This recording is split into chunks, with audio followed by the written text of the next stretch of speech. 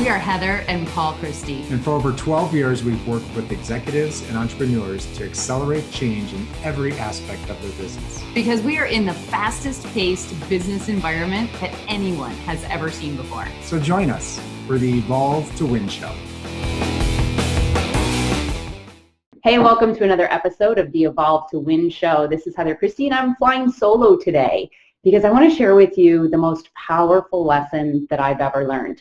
And this lesson came to me from Bob Proctor, and it's all about the importance, the necessity of having a vision for your personal and professional life.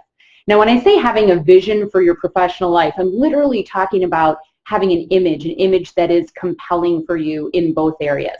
So I want you to think about right now as you look forward strategically, which I'm going to say is 3 years from now. Do you have clarity? Can you imagine yourself and see a vision of exactly where you want to be? And does that vision excite you? If it doesn't, you're missing a huge, huge opportunity to achieve everything that you want to have. So I want to share with you a concept called the stick person. This is something that I learned, oh my gosh, probably 10 years ago through one of my coaches named Bob Proctor. You may recognize his name if you've ever seen the movie The Secret. He was one of the teachers in that movie, and he became my personal coach about 10 years ago now. All right, so I want to start off with the concept of why the vision is critical, why it's necessary to have an image in your mind. And I'm going to go back to the 1930s where there was a man by the name of Dr. Thurman Fleet, and he was a practicing chiropractor back in, I think, San Antonio, Texas. And he was very much a fan of holistic medicine. And what that means is really treating each person as the full person that they are, mind, body, and spirit, versus just treating the physical body. So Dr. Fleet was really, really frustrated with Western medicine and the practices that we had adopted, which essentially was you have an illness and you treat the symptom versus looking to find and treat the cause. So he was frustrated that our Western doctors were primarily treating symptoms with medications versus treating the whole body, mind, and spirit. Okay, so here's what he started doing. In his practice, he started treating people as the full mind, body, spirit combination. And he started to see immediate improvement, and then he saw a plateau. And as he was trying to figure out why he was seeing this plateau, he recognized something so critical. He recognized that we human beings do not have an image in our brains for our mind, for this concept of mind, body, spirit. So we see the physical body and we know what that's all about and we relate to it very closely. But think about this. When I ask you to envision right now your mind, what image pops up for you? He found that people just didn't have an image for their mind. If anything, they would think of their brain, but their brain is more of their physical reality than it is really the mind. Okay, so here's what he did, and I'm going to use my flip chart here so you see my visual. So if you're listening to this on audio, this is definitely one of those episodes you want to catch on video. So you can either go to my YouTube channel by typing in Heather Christie or go to the Wooditch Network where you can find all of our Evolve to Win shows on that network. Okay, so Dr. Thurman Fleet recognized that human beings, all human beings, think in images. We all do. And so if you don't have an image for something, you are not going to be connecting with it. So he said, okay, I've got to give people an image for what this whole concept of mind, body, spirit means so that they can then make sense of it. So he drew this. He drew the stick person. And it's one of the images that I think I can actually draw okay because it doesn't require a whole lot of artistic talent. So there it is right there. Now, do not be fooled by the simplicity of this image because it's going to rock your world like it did mine if you really take this in, okay? Here's what I want you to think of. If this is the person and this is the body, we're all familiar with the physical body, and I want you to think of this part as the mind, and there are two parts to the mind that you have to be aware of. There's the conscious mind, also known as the thinking mind, and there's also then the subconscious mind. And this is what I want you to think of as the spirit part of the three-part mind, body, spirit. So imagine that there's a line just in the middle of your head, and the top of your head is your thinking mind, and the bottom of your head is your subconscious mind. Okay, so now you have an image, and when you can connect this concept to this image, you'll lock it in, you'll never forget it, and you'll realize how stinking powerful this subconscious mind is that you're working with, that you maybe have never really tapped into fully before from a conscious level. Okay, so this conscious mind, as I said, is the thinking mind. So it has the ability to think and create thoughts, right? This is the creative side of the mind, or the thinking side. Okay, now in the conscious mind, this is where, as human beings, we are different from all other species in the fact that we have the ability to choose our thoughts. Okay, and this is a really important concept, and I'll come back to this in a little bit, but we have the ability to choose our thoughts. We have the ability to accept or reject anything that comes our way. So we take things in from our five senses, right? We have information coming in constantly into our conscious mind. And our conscious mind is almost like a filter. Think of this as like a filter where this information is coming in and getting into our subconscious mind if we let it, okay? But remember, we have the ability, the full ability, 100% control of whether we accept or reject the information that we're bringing in through our five senses. Here's one of the biggest challenges. Most people don't really understand this, and so they're not using that ability to accept or reject to benefit them. Okay, so I want you to think about that. Everything is coming in through the five senses. We can accept or reject with our conscious mind or our thinking mind before it makes it into our subconscious mind. When the information makes it into our subconscious mind, the subconscious mind must accept, and it cannot reject anything that's given to it. And this is where our habits live as well. So the subconscious mind is where habits live. So what is a habit? A habit is a thought that is thought enough times, repeated, where it's now ingrained in the subconscious mind. So I want you to think about it like this.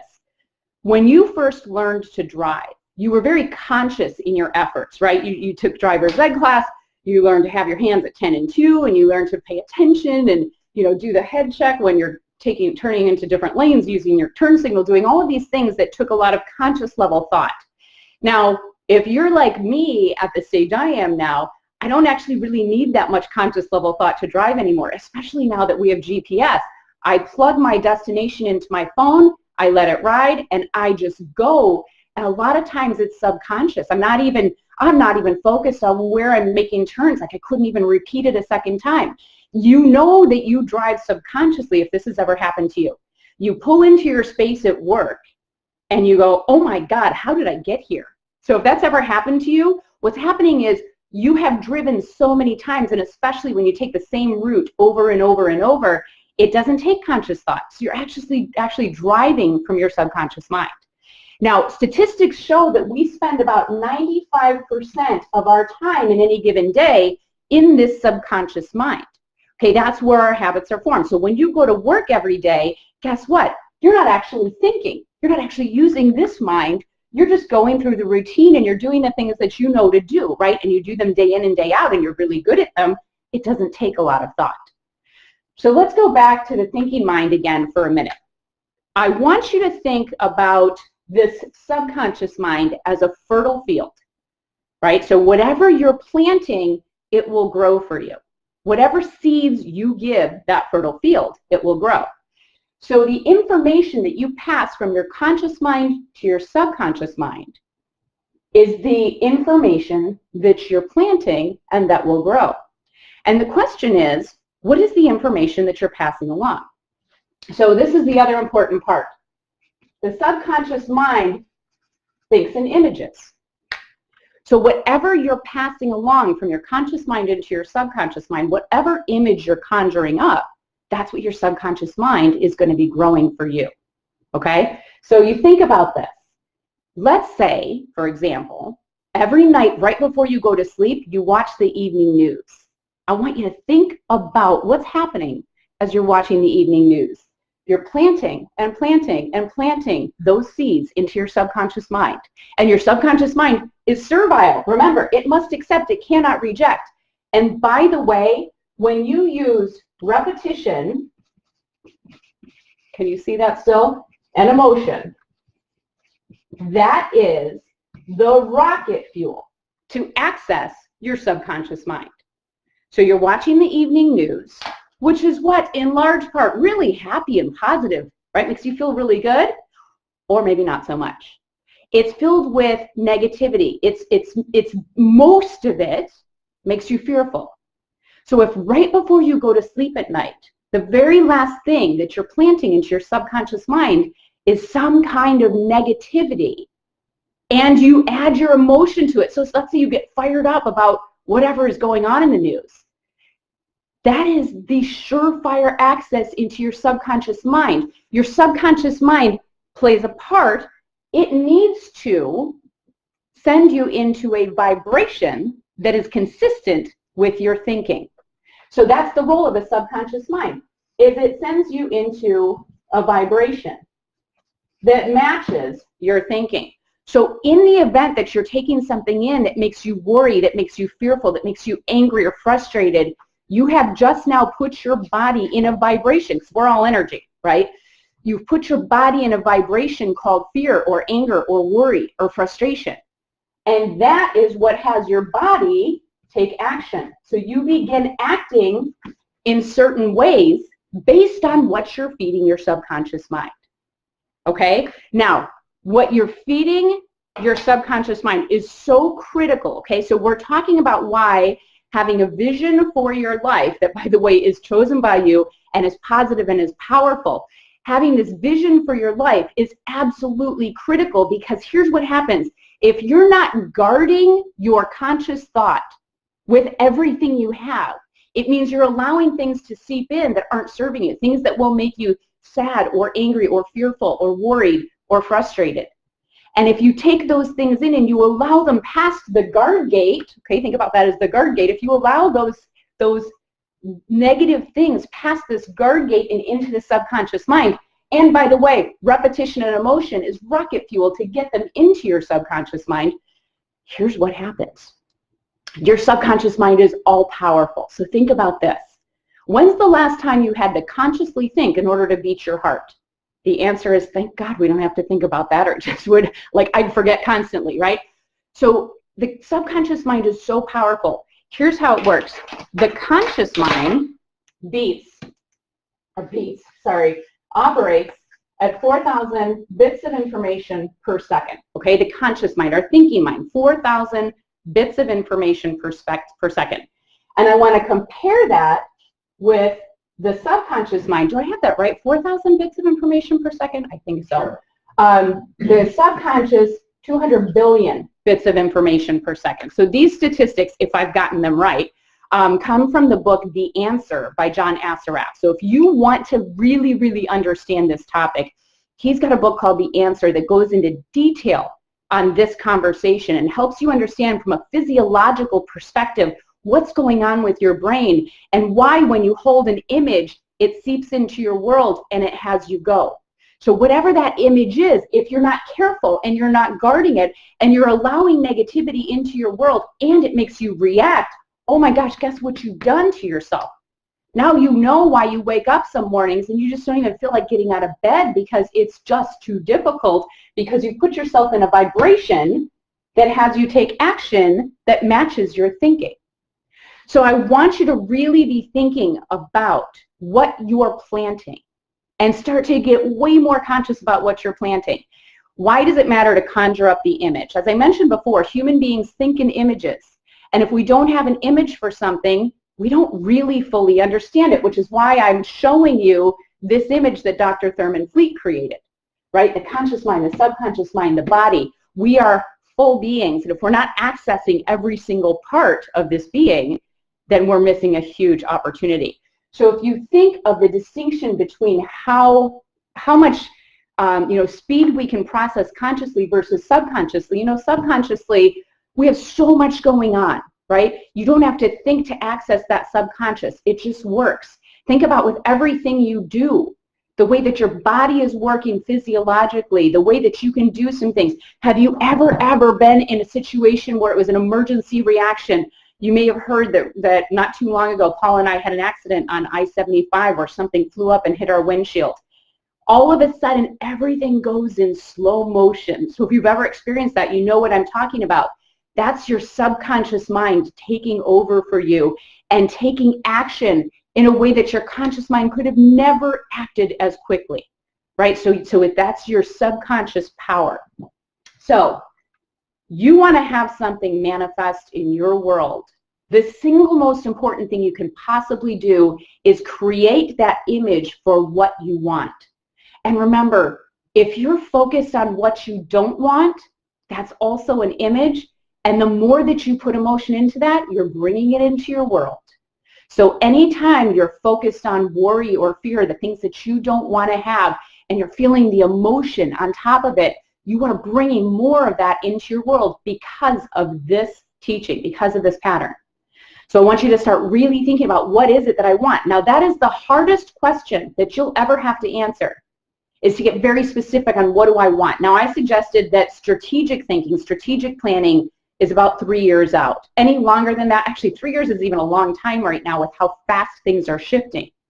But if you don't know with clarity what you want 3 years out and you can't create it like an image, there's a good chance you're not going to get there. You're just going to get wherever you go. So create the thought first, turn it into an image, like write it down with such specificity that you're painting a picture. And by the way, if you're in a leadership position in an organization, whether you're a business owner or a senior leader, the better you are at describing that vision in a way that other people can create and hold in their minds as an image, now you've put this into motion. So you're planting that image for people into their subconscious mind. Remember, the access to the subconscious mind is repetition and emotion. So when you can conjure the emotion up and you repeat it again and again and again, especially if you are in a change environment and you're looking to make changes in your organization, you've got to use this formula of the repetition and the emotion. So you take the image, you repeat, you're putting it into the subconscious mind. The subconscious mind, remember, the role of the subconscious mind is to put you into a vibration that matches the thinking, and it's that vibration that turns into action. This is exactly why you can have 2 salespeople in the same organization using the exact same system and having completely different results. One person thinks, I can't do it, I don't like it, this doesn't make sense. The other person believes in the system and sees the outcome, so they have a different energy and vibration that shows up as they're going through that same script. Does that make sense? So, to wrap up here, the single most important thing that you can do when it comes to goal setting, when it comes to planning for your personal and your professional life, is to come up with your goal and create it in the form of an image. When you create it in the form of an image and you look at it constantly and with emotion, and you repeat that day in, day out, that's going to sink into your subconscious mind. Your subconscious mind is so powerful. It operates like in ways that we still don't even understand today. Even the neuroscientists are still learning things every single day about how powerful our subconscious mind is. So trust me, if I ever want to hand anything over, I would like to create it as a habit, which I know lives here, because then I don't have to think about it anymore. And by the way, this is also why it's so difficult to break a bad habit. You can't just break a bad habit without getting a new habit, a good habit in its place. And that's why you have to repeat that new habit over and over and over consistently enough every single day, minimum of 30 days. Because what you're doing is you're rewiring and retraining that subconscious mind. So as one more quick review, the conscious mind, it can accept or reject anything. You have choice in your conscious mind whether to accept or reject anything. Once you accept something, it heads into the subconscious mind, which is servile. So it cannot reject. It must accept whatever you give it. Most people are unaware of what they're sending to their subconscious mind. Today, I want you to be fully aware and just ask yourself the all-important question, is that thought serving me? That's all for today. I hope you enjoyed The Stick Person Figure by Dr. Thurman Fleet. It is so simple and yet so filled with information. Single best lesson I've ever learned, and I give that credit to Bob Proctor. Thanks for joining in, everybody. Again, if you're listening to this on audio instead of video, please go onto our YouTube channel and check it out so that you can actually see the image that I just talked about. Have a great day.